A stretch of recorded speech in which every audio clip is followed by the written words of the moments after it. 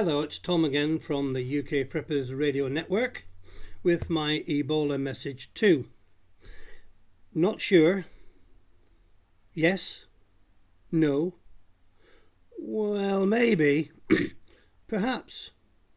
That is how indecisive the UK government has been in putting screening measures in place to protect us from Ebola.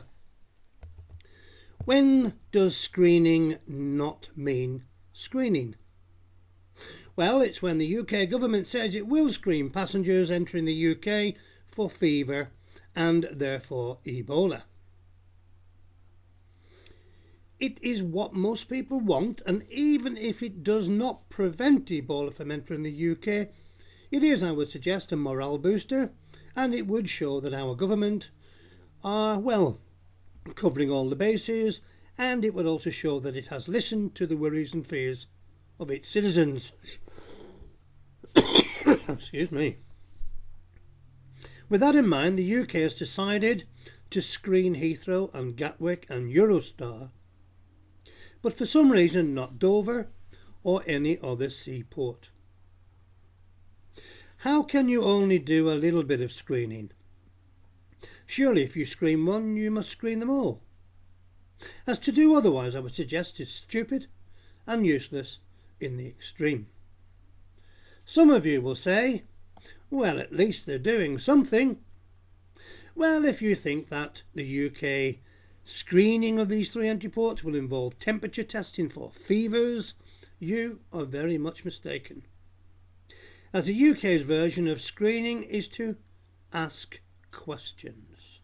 Yes, that's correct. We're going to ask travellers questions. I mean, how pathetic is that? Now, with our free NHS healthcare at point of need, I think that passengers would simply lie in their answers to the questions. Don't you? I believe that the government is sending out mixed messages and simply not getting enough or doing enough to protect the public from a disease which is now thought to have claimed victims in Spain, America, as well as Africa. Listen to this.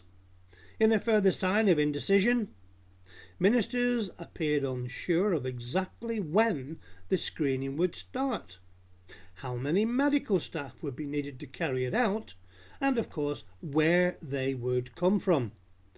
Well, I would say, why do you need medical staff to simply ask questions?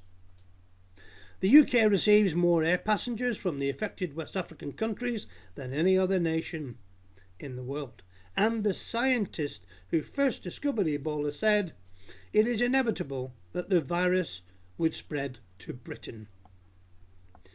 And virus expert Charles L. Bailey, who in 1989 helped the American government tackle an outbreak of Ebola among rhesus monkeys being used for research, said, "We know for a fact that the virus occurs in sputum, and no one has ever done a study disproving that.